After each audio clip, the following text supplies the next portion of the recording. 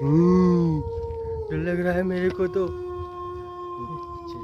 कौन है? नहीं नहीं नहीं है, नहीं है ये, वो नहीं है, सच में वही है। रुको मैं कैमरा लेकर जा रहा हूँ। नहीं मत जाओ मत जाओ भाई, जाओ यार, नहीं पता चल। तो दोस्तों हम जा रहे हैं भूतिया जगह पे, तो थोड़ा टाइम है हमारे पास, तो उस टाइम में मैं आपको एक कहानी सुनाता हूँ जो एक लड़के की सच्ची घटना पर आधारित है।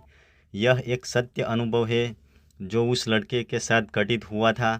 तो दोस्तों उसके ही शब्दों में हम सुनते हैं, उसकी ही ज़ुबान से सुनते हैं। तो दोस्तों गर्मियों की छुट्टियां चल रही थी। हर साल की तरह इस साल भी नाना के घर छुट्टियां बीत रही थी। सुबह और शाम का समय तो जल्दी कट जाता था, लेकिन दोपहर का समय काटना काफ़ी मुश्किल होता था। मेरी उम्र सिर्फ 5-6 साल थी। घर में समान उम्र का कोई नहीं था। लोगों का विशेष ध्यान मुझ पे रहता था। अरे धूप में मत खेलो, लू लग जाएगी, घर के अंदर ही रहो, दोपहर में बाहर नहीं निकलना है।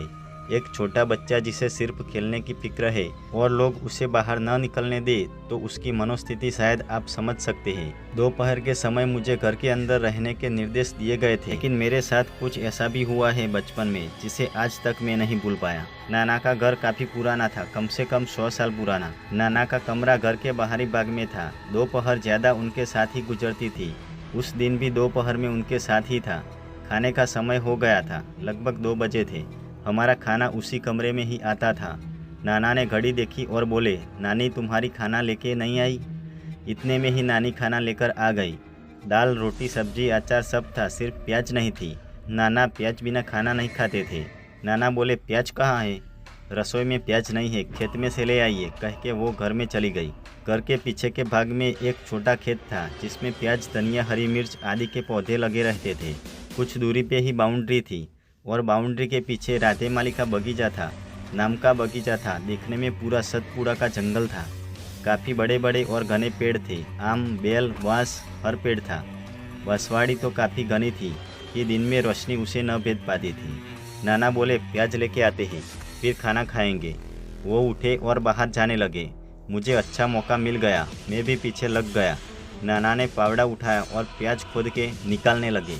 मैं भी एक छोटी खुरपी से ज़मीन खोदने लगा। नाना कम समय में ही खाने भर की प्याज इकट्ठा कर ली और बोले, काफ़ी धूप है, चलो अंदर।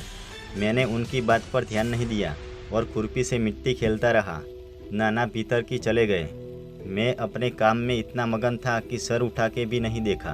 5 मिनट बाद एहसास हुआ मैं अकेला हूँ। तेज धूप और गर्म हवाएं चल रही थी। सहसा एक तेज आवाज़ सुनाई दी, बिल्कुल किसी पंछी की, उल्लू की या कोई और पंछी। इतनी भयानक आवाज़ की रूह काँप गई। आवाज़ सुन के मेरा ध्यान टूटा, डर के मारे शरीर जम गया। आवाज़ पीछे से आई थी, माली के बाग से। हिम्मत करके पीछे पलट के देखा, जो दिखा आज तक नहीं भूला। नज़र बांस के पेड़ पर पड़ी। उसके घने तने से कोई झांक रहा था। एक इंसानी परछाई, बिल्कुल काली, और 2 चमकदार आँखें, बिल्कुल किसी 2 तारे जैसी। 8 तरफ किरणें बिखरेती हुई और एक शैतानी मुस्कुराहट। देखकर कुछ देर के लिए शरीर सुन्न पड़ गया और डर के मारे कमी होने लगी। हिम्मत करके भागा और काफ़ी तेज भागा। नाना के कमरे में पहुंचा। चेहरा नीला पड़ चुका था, डर से होश फक्ता हो चुके थे। नाना ने पूछा, क्या हुआ? कुछ बोलते नहीं बनना। अब भी डर लग रहा था। तब तक नानी वापस आ गई। नाना बोले, देखो इसे क्या हुआ है, खाना नहीं खा रहा है।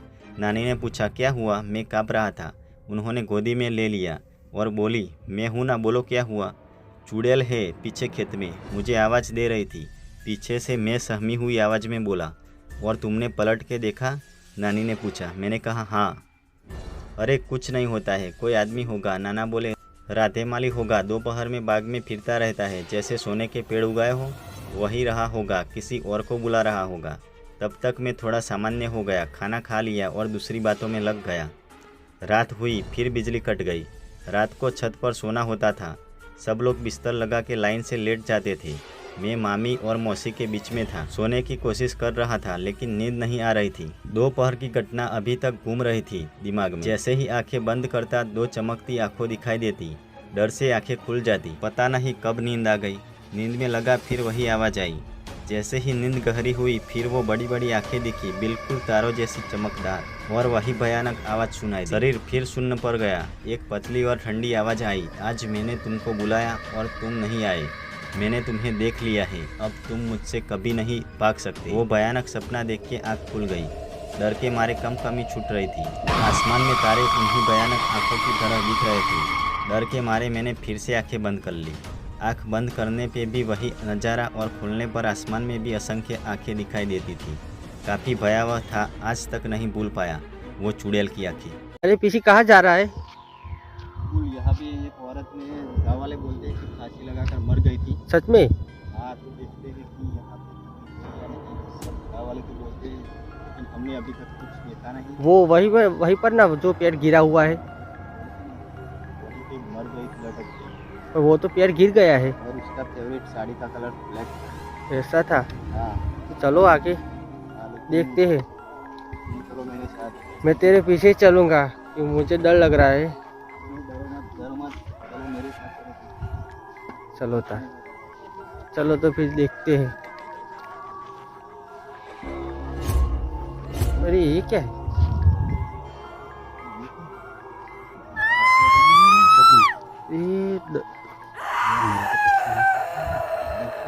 ये देख, कुछ जा रहा है।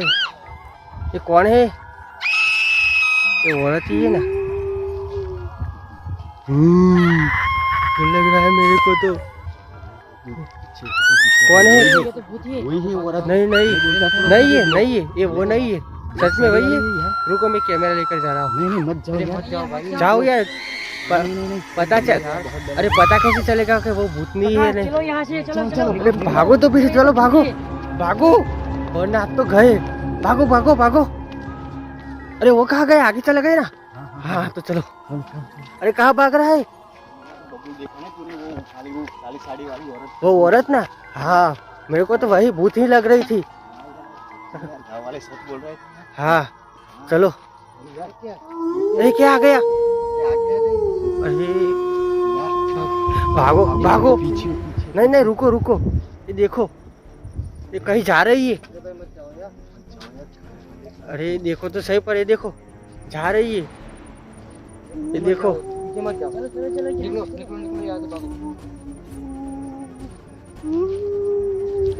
अरे रो मत रो मत। कौन है तू? कौन है? कौन है बोल। अरे तू कैमरे के पीछे ही रहना, आगे मत जाना। जंगल में कौन है? कौन है? नहीं, अरे पीसी, वो कौन है औरत? देख तो सही, जाके बोल बोल। कौन है तू? अरे भागो भागो भागो, अब तो मर गए। भागो भागो भाग, अरे भाग, वरना जाए आज तो हम।